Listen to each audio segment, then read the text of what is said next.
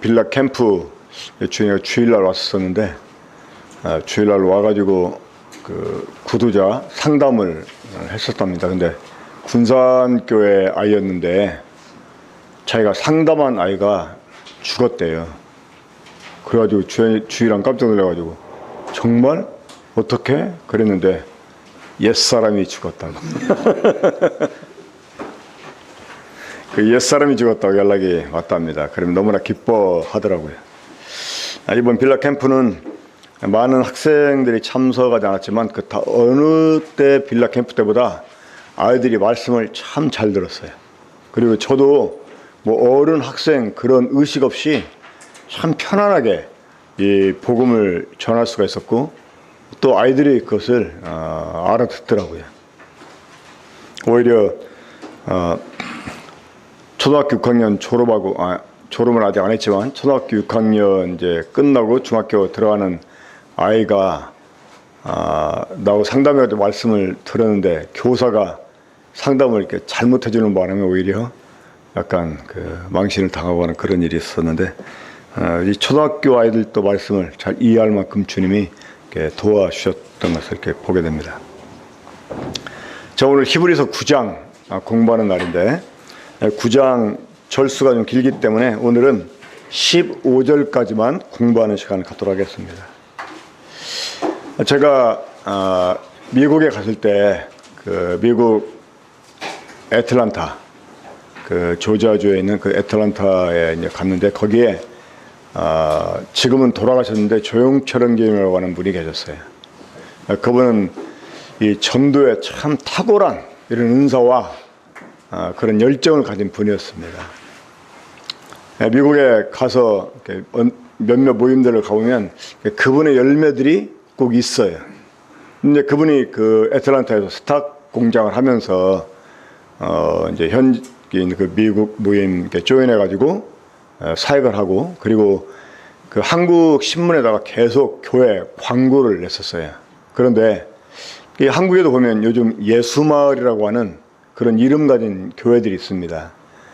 미국에 이제 애틀란타에 그런 교회가 있었고 거기에 이제 젊은 목사가 목회를 했는데 그 한국에서 어디 신학교 유명한 신학대가 아니었던 것 같아요. 그 신학교에서 교수를 하던 분이랑 함께 동역을 했답니다. 근데 이제 젊은 애들 위주로 모이는 교회였는데 거기에서 이 젊은 목사하고 교수하던 좀 나이 드신 분이 히브리서를 강의를 했대요. 근데 히브리서를 강의하다가 막혔어요. 도저히 자기 들로는 히브리서를 강의를 할 수 없더랍니다. 이래가지고 이 조영철 형제님이 광고 낸 그 신문 광고를 보고 연락을 해가지고 히브리서 강의를 좀 해줄 수 있냐고 해가지고 좋다 해서 이제 히브리서를 강의해 주었답니다. 이제 그래가지고 이제 그 교회가 소위 정말 넝굴째 그 형제님 손에 들어오게 됐어요. 근데 나중에 이 형제님이 그 조금 이제 사도 바울이 그 율법이 없는 자들에게는 율법 없는 자처럼 또 율법 있는 자들은 율법 있는 자처럼 이렇게 됐다고 그랬잖아요. 근데 그렇게 좀 그 사람들 그 방법대로 이렇게 좀 접근을 해가지고 해야 되는데 그냥 우직하게 걔네들은 막 젊은이들 이렇게 찬양단도 있고 막 그냥 아주 신나게 차는 거 아니야. 그렇게 하면 그렇게 찬양하는 거 아니라고 이러면서 예수 사랑하시면 이런 식으로 이제 해야 된다고. 뭐 그러니까 나중에는 사람들이 적응을 잘 못한 거예요.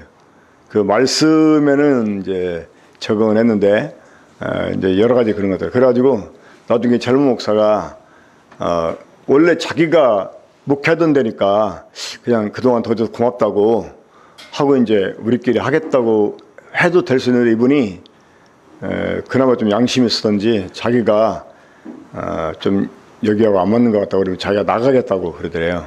그래서 이제 젊은 찬양하는 애들 몇 명 데리고 나가겠다고. 그래서 나갔는데 나중에 결국 사람들 다 거의 다 떨어졌다고 그러더라고. 제가 그 얘기 듣고 그게 나한테 들어왔어야 된다고. 그랬더니 그러냐고. 그만큼 여러분들 히브리서가 쉬운 책이 아니에요. 목사고 신학교에서 교수했던 사람도 이 강해를 못 해가지고 두 손 들고 모임 행제님한테 요청을 했을 정도로. 그러면 그 조영철 행제님은 뭐 신학교육을 받은 분이냐? 아니에요. 아닌데도 이 히브리어를 강의해 주었다는 사실. 그러니까 이거는 배워서 하는 게 아니라 정말 영으로 경험한 사람들만 할 수 있는 그런 강의가 되는 거죠. 자, 히브리서 9장 1절부터 15절까지 우리 함께 교독하겠습니다. 저하고. 첫 언약에도 섬기는 예법과 세상에 속한 성소가 있더라. 예비한 첫 장막이 있고 그 안에 등잔대와 상과 진설병이 있으니 이는 성소라 일컫고 또 둘째 휘장 뒤에 있는 장막을 지성소라 일컫나니 금향로와 사면을 금으로 쌓은 언약궤가 있고 그 안에 만나를 담은 금항아리와 아란의 쌍난 지팡이와 언약의 불판들이 있고 그 위에 속죄소를 덮는 영광의 그룹들이 있으니 이것들에 관하여는 이제 낱낱이 말할 수 없노라. 이 모든 것을 이같이 예비하였으니 제사장들이 항상 첫 장막에 들어가 섬기는 예식을 해나가고 오직 둘째 장막은 대제사장이 홀로 1년에 한 번 들어가되 자기와 백성의 허물을 위하여 드리는 피 없이는 아니하나니 성령님으로서 보이신 것은 첫 장막이 서 있을 동안에는 성소에 들어가는 길이 아직 나타나지 않은 것이다. 이 장막은 현재까지의 비용이 이에 따라 드리는 예물과 제사는 섬기는 자를 그 양심상 온전하게 할 수 없나니 이런 것은 먹고 마시는 것과 여러 가지 씻는 것과 함께 육체의 예법의 뿐이며 개혁할 때까지 맡겨둔 것이라. 그리스도께서는 장래 좋은 일에 대제사장으로 오사 손으로 짓지 아니한 것 곧 이 창조에 속하지 아니한 더 크고 온전한 장막으로 말미암아 염소와 수면제 필요하지 아니하고 오직 자기 피로 영원한 죄를 일사 단번에 성소에 들어가셨느니라. 염소와 황소의 피와 및 암송아지의 죄를 부정한 자에게 뿌려 그 육체를 정결하게 하며 거룩하게 하거든. 하물며 영원하신 성령으로 말미암아 흠없는 자기를 하나님께 드린 그리스도의 피가 어찌 너희 영심을 죽은 행실에서 깨끗하게 하고 살아계신 하나님을 섬기게 하지 못하겠느냐. 함께 읽겠습니다. 이로 말미암아 그는 새 언약의 중보자시니 이는 그 첫 언약 때 범한 죄에서 속량하려고 죽으사 부르심을 입은 자로 하여금 영원한 기업의 약속을 얻게 하려 하심이라. 아멘. 저는 가끔 일반 교회 사람들한테 이야기할 때 우리 교회는 학생들도 뭐 청년은 말할 것도 없고 학생들도 일반 교회 목사 전도사들만큼 성경을 잘 안다 이렇게 자랑스럽게 말을 합니다. 특별히 신학 이런 교육을 안 받고 신학대학 이런 데 안 가도 우리 교회는 성경을 이렇게 주로 가르치는 교회이기 때문에 교회가 신학교 역할을 하기 때문에 청년은 말할 것도 없고 학생들까지 고등학교 학생들까지도 다 성경을 잘한다. 애들가는 신학생 전도사보다 낫다. 뭐 이렇게 이제 제가 자랑을 하는데 우리 청년들 제가 결코 거짓말쟁이가 되지 않게 이 말씀 잘 배워가지고 아마 그러면 정말 목사들도 깜짝 놀라게 될 거예요. 자, 계속 우리는 예수 그리스도의 그 제사장 되심과 그리고 이 아론 계열의 제사장들 그들 어떻게 다른지 또 그들의 그 사역과 우리 주님이 행하신 그 사역에 어떤 그 차이가 있는지에 대해서 공부하고 있습니다.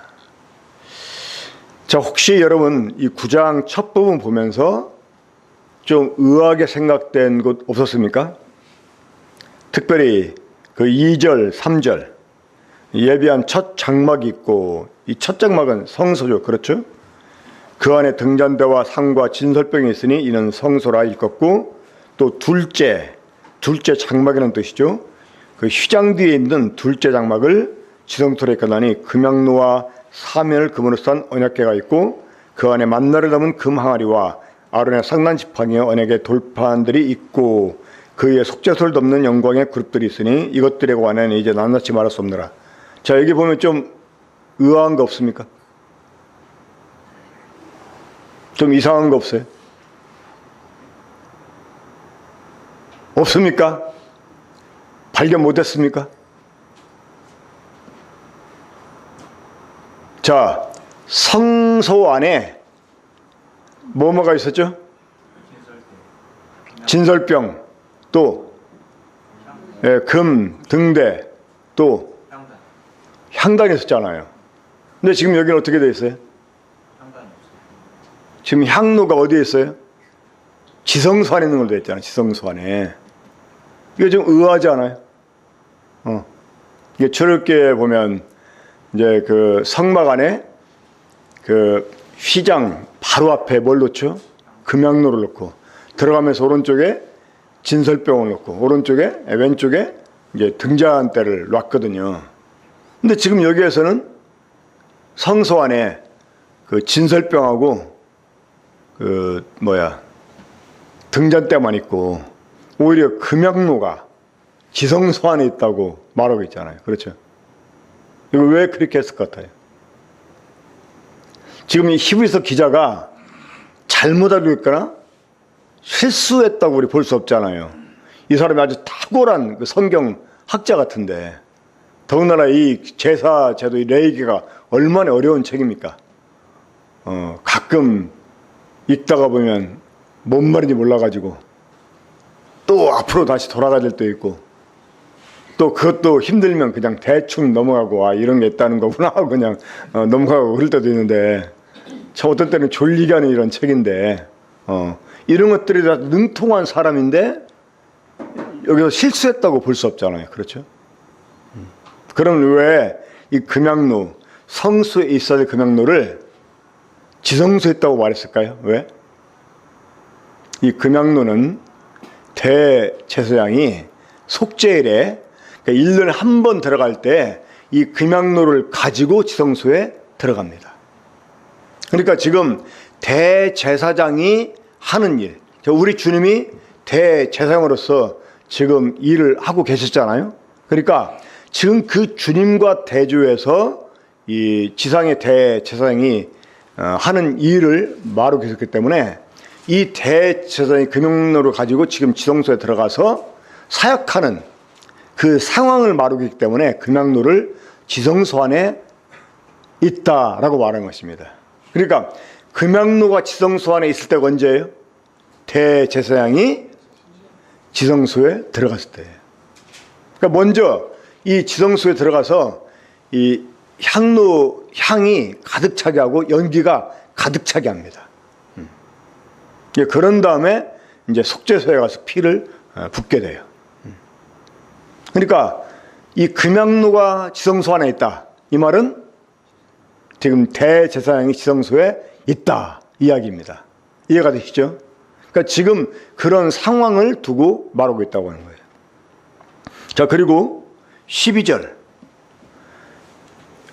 염소와 송아지의 피로 아니하고 오직 자기의 피로 영원한 속죄를 이루어서 단번에 어디에? 성소에 들어가셨느니라. 저희 성막은 성소와 지성소로 구분됐었잖아요. 그렇죠? 자, 그러면 이 대제사장이 전체 그 백성의 죄를 속죄한 그 피를 가지고 어디로 들어가요? 지성소 안에 들어가잖아요. 근데 우리 주님은 지성소에 들어갔다고 하지 않고 성소에 들어갔다고 표현했어요.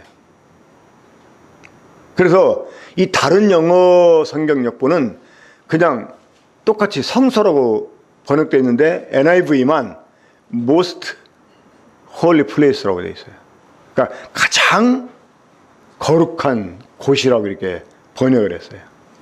하지만 이것은 구태 그렇게 번역할 필요가 없는 거예요. 자, 우리 주님이 왜 지성소로 들어갔다고 하지 않고 그냥 성소에 들어갔다고 표현했을까요? 자, 우리 주님이 들어간 성소는 어디입니까? 실제로 아버지 앞이잖아요.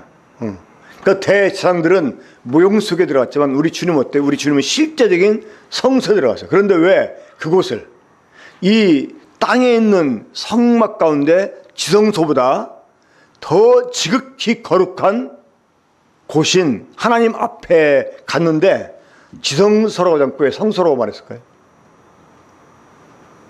왜 그랬을까요? 한번 짐작해 보세요.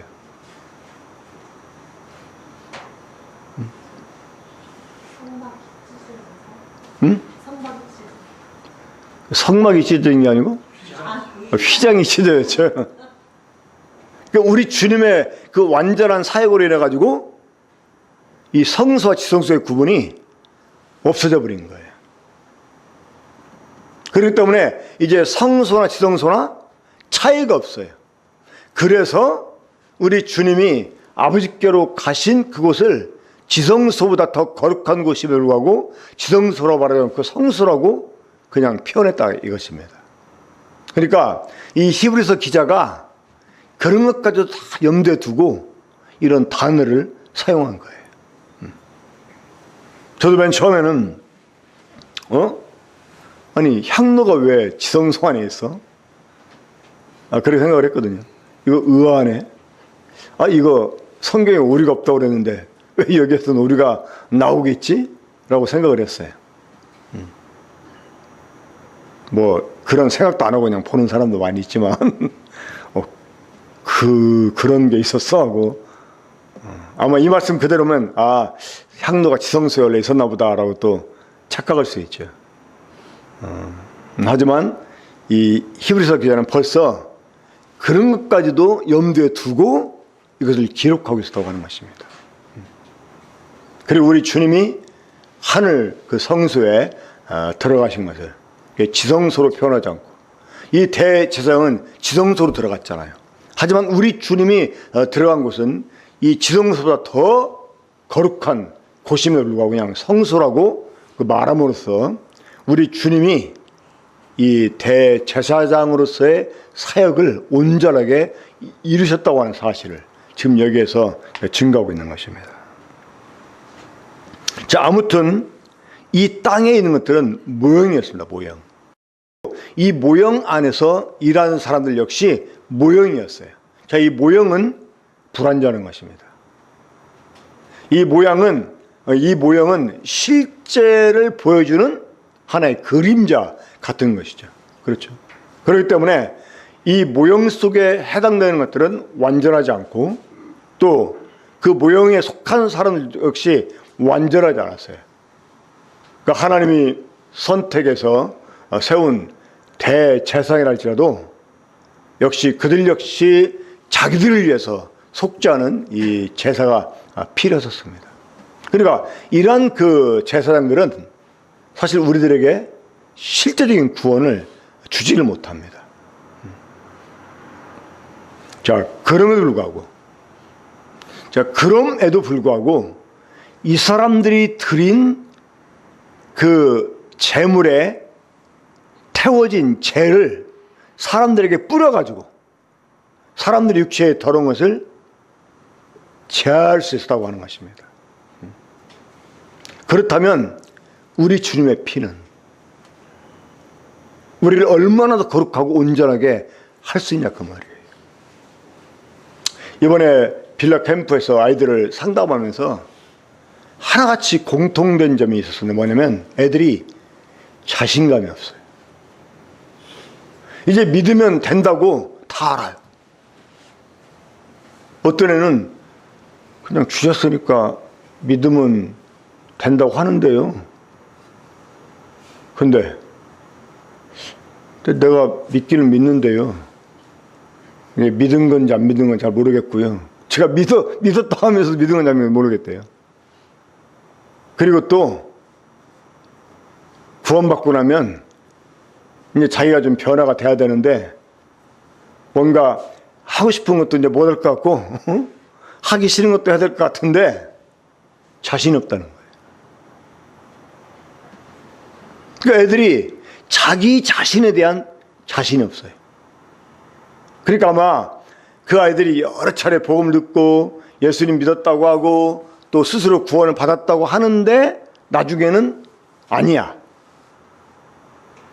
보통 그 아이가 구원받은 게 아니다 하는 말이 어디서 나올까요?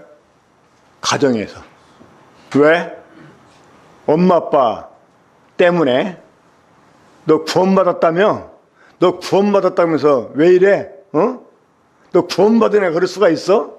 어? 똑같잖아. 너 아닌 것 같아. 이제 그래버리면 애는 아닌 거예요. 그러니까 몇 번의 그런 경험이 이제 자기가 믿었다고 해도 정말 믿은 건가 자신할 수 없고, 또 역시 믿어서 구원받았다고 해도 뭔가 그 증거를 생활 가운데 보일 수가 없으니까 애들이 담대함이 없어요. 그래서 제가 이제 중점적으로 이제 그 대중 메시지 할 때도 그 점을 강조했었습니다만은, 일단 이제 구원받고 나서 뭐 어떻게 자기가 변화될 그런 자신 없고 이런 거 얘기할 때 그냥 너 엄마 뱃속에서 나오기 전에 내가 이제 엄마 뱃속에서 나가면 사람의 자식으로서 내가 인간답게 살 수 있을까? 도저히 자신 없을 것 같다 해가지고 네가 안 나오고 있다면 어떡할 거냐? 너 똥오줌 못 가릴 거 다 알고 부모님이 기저귀 준비해 놓고 그랬으니까 걱정 말고. 그러니까 의사 선생님이 네가 나와야 되나 안 나오니까 너 왜 안 나와 물어보니까, 글쎄 제가 지금 나가도 인간답게 살 자신이 없어서 못 나가고 있다고. 그런 의사 선생님 뭐라고 하겠냐고. 걱정하지 말고 나오라고. 너 똥오줌 못 가릴 거 알고 엄마 아빠가 다 기저귀 준비해 놨으니까 걱정 말고 일단 나오기만 하라고. 그런 거 생각하지 말라고. 근데 이제 대중 메시지 할 때는 뭘 강조하냐면, 물론 이제 제 간증을 곁들이면서 했는데요. 그 하나님께서 아들을 보내신 이유. 다시 말해서 하나님의 아들이 이 땅에 오셔야만 됐던 이유. 또 그 주님이 십자가에 못 박혀 죽어야만 됐던 이유. 그 이유가 뭐냐 물어봤어요. 자, 하나님 아들이 이 땅에 와야만 됐던 이유. 그분이 십자가에서 못 박혀 죽어야만 됐던 이유. 그 이유가 무엇 때문입니까? 많은 사람들이 우리 죄를 위해서, 우리 죄를 용서해 주시려고, 우리 죄를 위해서 죽으시려고 이렇게 다 대답을 해요. 물론 그게 틀린 대답은 아닙니다만은, 전 아이들에게 뭘 강조하냐면, 하나님의 아들이 이 땅에 오셔야만 되는 이유. 그건 네가 할 수 없었기 때문이었다. 그분이 십자가에 못 박혀 죽어야만 됐던 이유. 네가 할 수 없었기 때문이었다. 네가 할 수 없었어. 주님이 하셨어. 그래서 오신 거예요. 너는 다만 그동안 네가 정말 주인이 계시고 왕이 있는데 네가 주님을 몰라보고 네 마음대로 네가 왕인 양, 네가 주인 양 살아온 거, 이게 죄라는 걸 깨닫고 여전히 너는 자신이 없고 염치가 없지만 그런 주님께 회개하고 네 주인된 몸 버리고 네가 영접하면 주님 오시면 된다고 이렇게 대답했어요. 베드로가 예수님이 어떤 분인지를 알았을 때 어떻게 예수님께 반응했느냐. 자, 베드로가 어떻게 예수님께 반응했죠? 주여 나를 떠나소서, 나는 죄인으로서다, 이렇게 말했어요. 떠나달라고 그랬어요.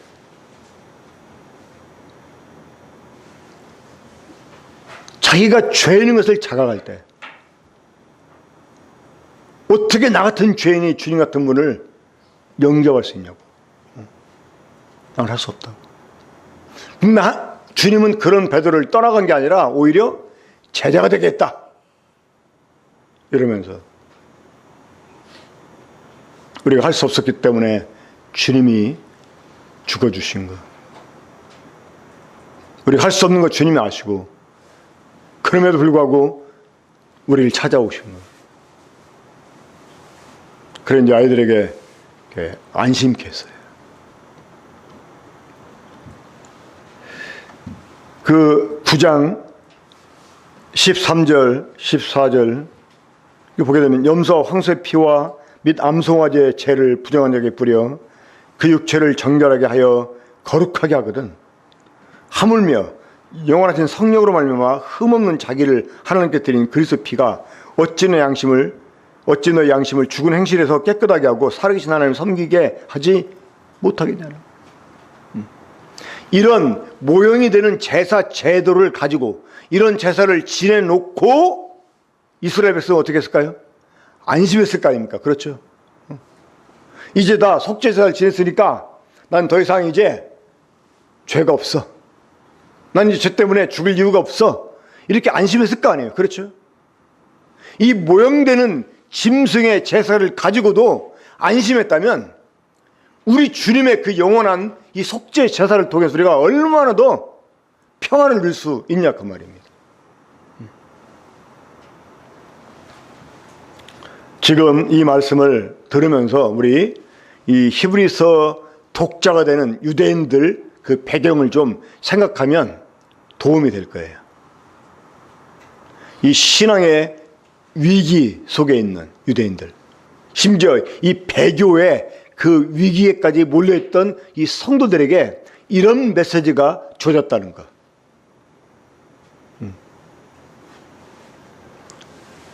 그러니까 안심케 하려고 하는 거죠. 안심케 하려고. 이 양심을 자유롭게 하려고 하는 거. 때때로 이 아이들만 아니라 우리 성들, 어른 성들도 그러잖아요. 몇 번의 똑같은 죄를 반복하면 나중에는 용서달라는 기도도 못하게 됩니다.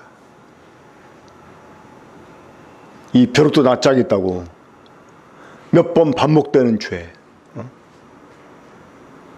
그렇다고 주님의 피가 우리를 이 모든 죄에서 깨끗하게 했고 또 계속 깨끗하게 할 수 있기 때문에 몇 번이고 넘어져도 괜찮다 이런 의미는 아닙니다. 하지만 넘어지지 않는 것이 최선이지만 넘어졌을 때 거기에 계속 머물지 말라는 거예요. 우린 7번 넘어져도 8번째 일어날 수 있고요.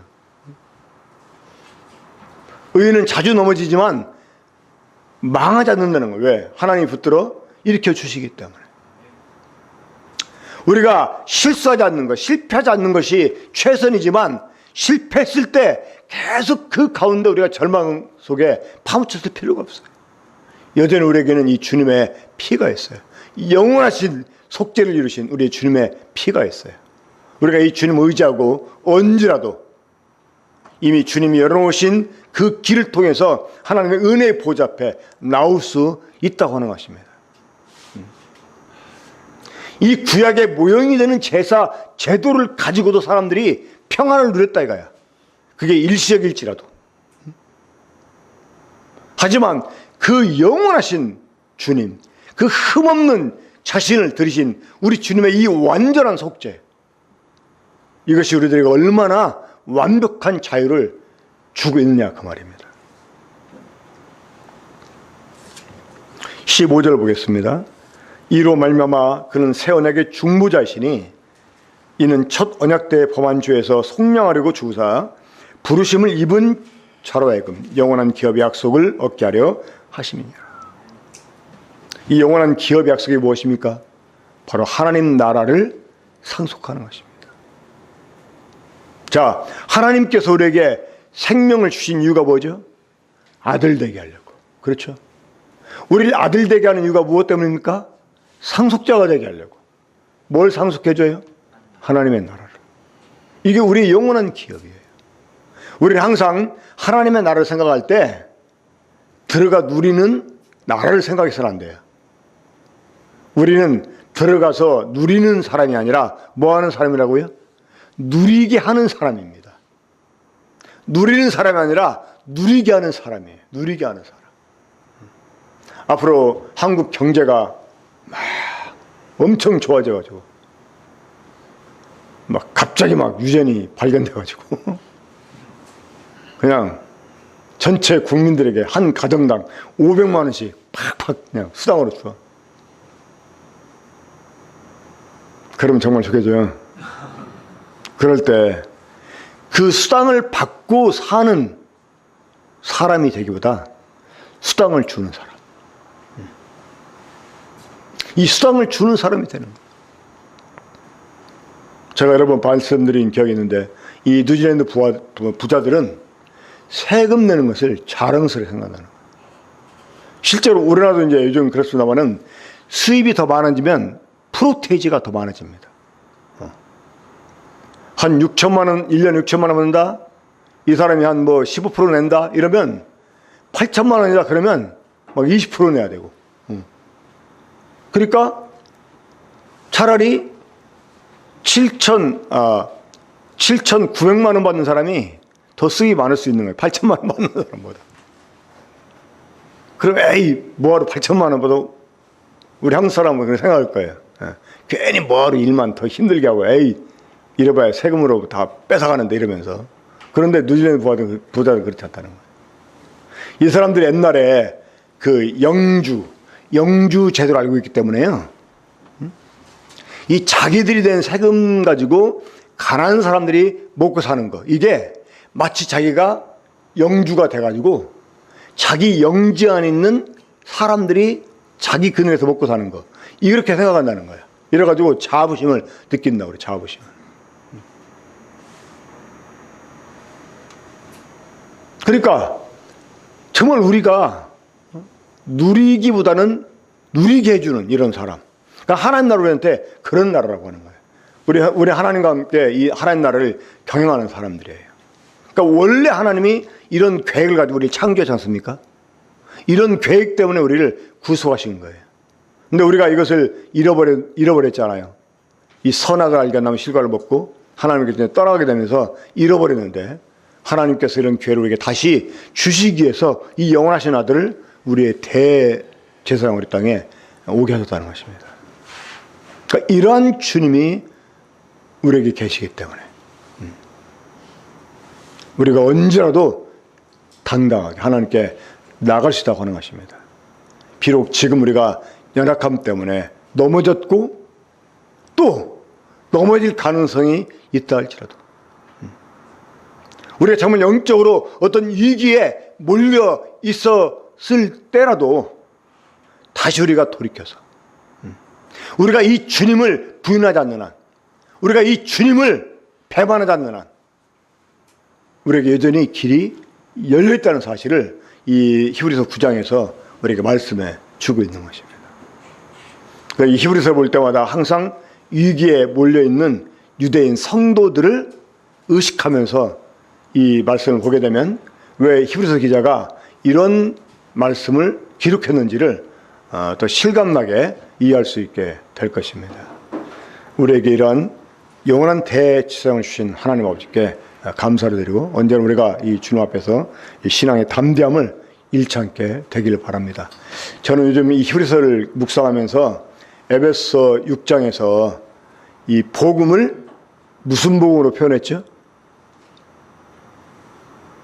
너희가 서서 진리의 허리띠를 베고 의의 행비를 붙이고,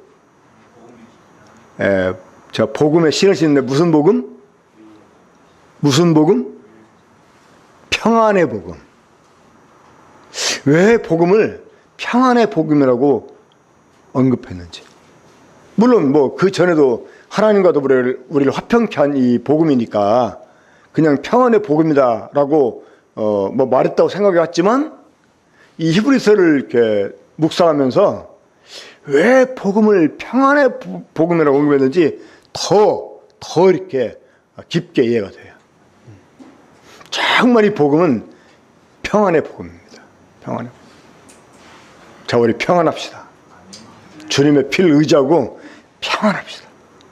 비록 내 스스로도 네가 이렇게 정죄할 수 있는 것들을 많이 갖고 있다 할지라도 우리 주님을 바라보고 평안합시다. 이 평안을 우리가 되찾을 때 신앙도 회복될 수 있어요. 이 평안에 흔들리면 영적으로 회복이 안 됩니다. 진짜입니다. 이 시편 3편에서 다윗이 압살롬을 쫓겨가면서도 하나님 가리켜서 뭐라고 말했습니까? 내 영광, 내 방패, 내 머리를 드시는 분이라고 고백했어요.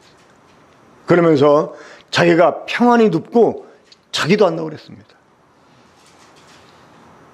비록 자신의 범죄 때문에 하나님께 징벌을 당하고 그런 수모를 겪고 있는 중이었지만, 다른 사람들이 비난하는 그런 분위기 속에 있어서 불구하고 이 다윗은 하나님을 의지하고 마음의 평안을 지켰어요.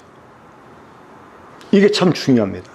우리가 어떤 상태에 있었을지라도 또 우리가 어떤 상태에 지금 떨어져 살지라도요, 다시 이 주님의 영원한 속죄피를 의지하고 이 완벽한 주님의 이 구원을 우리가 의지하고 하나님께 나아가는 이런 담력을 우리가 되찾게 된다면 우리 영적 회복은 정말 너무나 쉬운 거다 이렇게 생각이 됩니다. 이 평안의 복음으로 평안을 누릴 수 있게 되길 바랍니다. 기도하겠습니다. 하나님 아버지,